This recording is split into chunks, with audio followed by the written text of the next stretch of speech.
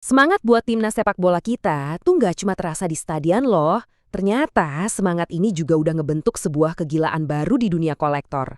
Pahlawan-pahlawan lapangan ijo sekarang berubah jadi pahlawan plastik. Yuk kita lihat lebih dalam. Soalnya sukses itu kan bukan cuma soal skor akhir ya, tapi tentang gimana rasa bangga jadi orang Indonesia itu menyebar dan meresap ke kehidupan kita sehari-hari, kadang dalam bentuk yang nggak pernah kita bayangin sebelumnya. Nah, salah satu buktinya ya ini. Energi dari para supporter ini melahirkan sebuah simbol status yang baru, action figure resmi Timnas. Oke, kita mulai dari versi yang resmi dulu. Ini bukan sekedar mainan anak-anak ya. Ini itu barang koleksi premium. Dibuat dari resin, tingginya 17,5 cm, dan emang dirancang buat para fans yang paling-paling setia.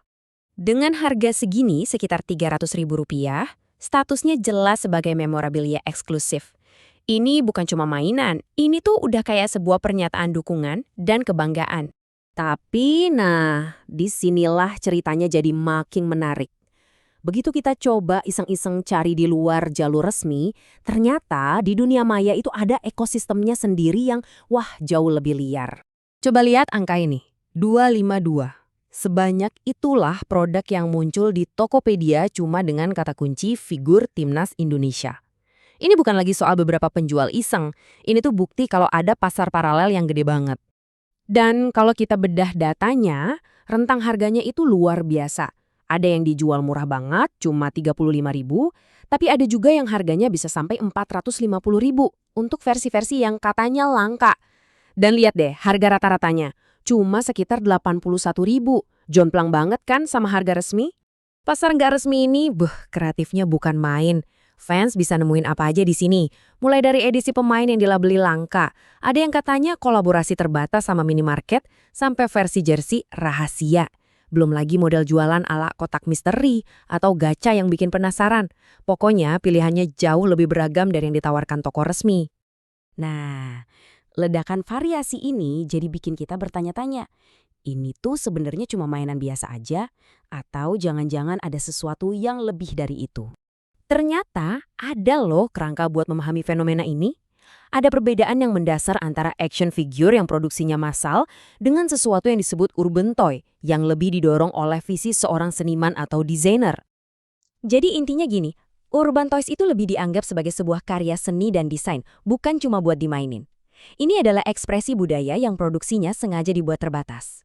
Dan contoh di layar ini ngejelasin konsepnya dengan pas banget. Ini tentang gimana kita ngambil karakter yang udah kita kenal, kayak dari komik atau wayang, terus kita ubah jadi objek seni baru yang stylenya kekinian. Kuncinya ada di transformasi kreatif itu. Oke, jadi ada pasar resmi dan ada juga pasar kreatif dari para fans. Tapi gimana semua ini saling berhubungan? Ternyata, ledakan merchandise ini nggak terjadi gitu aja. Ini semua adalah bagian dari sebuah strategi resmi yang jauh lebih besar. PSSI sebagai federasi sepak bola kita lagi sadar banget membangun sebuah ekosistem komersial di sekitar popularitas Timnas. Tujuannya simpel tapi kuat. Setiap rupiah dari penjualan merchandise ini akan diinvestasikan lagi untuk memajukan sepak bola di Indonesia. Dan bagian utama dari rencana ini adalah ekspansi fisik yang gercep dari Garuda Official Store. Istilahnya, mereka mau jemput bola langsung ke fans. Dan mereka bergerak cepat. Baru bulan lalu aja, mereka udah buka toko-toko baru di bandara-bandara yang rame. Tujuannya, ya biar merchandise resmi ini makin gampang dijangkau sama supporter dimanapun mereka berada. Seperti yang bisa kita lihat, strateginya terintegrasi banget. Mereka bangun kehadiran di toko fisik, tapi juga kuat banget di marketplace online, dan punya kanal penjualan langsung sendiri. Intinya, semua jalur dicoba, biar nggak ada satupun fans yang ketinggalan. Jadi, apa yang terjadi ketika semangat fans yang membara, pasar kolektor yang lagi booming, dan strategi bisnis yang cerdas, semuanya ketemu jadi satu? Kemana ini semua akan membawa kita? Nah, ini yang seru. Ini semua membuka kemungkinan yang sangat menarik buat masa depan budaya pop Indonesia. Ide buat mengadaptasi karakter-karakter lokal jadi barang koleksi modern itu potensinya gede banget. Karena sebetulnya Indonesia itu punya harta karun karakter orisinel yang kaya banget dari sejarah komiknya. Mereka ini adalah pahlawan-pahlawan yang kayaknya cuma nunggu waktu buat ditemukan lagi. Sama seperti para bintang bola kita yang sekarang diabadikan jadi action figure. Tujuannya, seperti yang dibilang salah satu penelitian, adalah menggunakan medium-medium baru ini untuk melestarikan dan sekaligus mempopulerkan budaya lokal kita.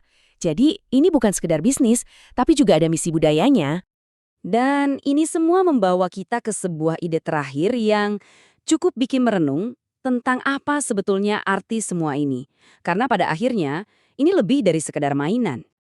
Jadi, tren ini bisa jadi lebih dari sekadar merchandise. Ini mungkin adalah proses lahirnya generasi baru ikon budaya Indonesia yang dicetak dalam plastik dan dipajang dengan bangga. Siapa tahu, pahlawan legendaris Indonesia berikutnya tidak lahir dari mitos atau dongeng, tapi lahir dari lapangan hijau. Masa depan ada di tangan kita, para penggemar dan kolektor.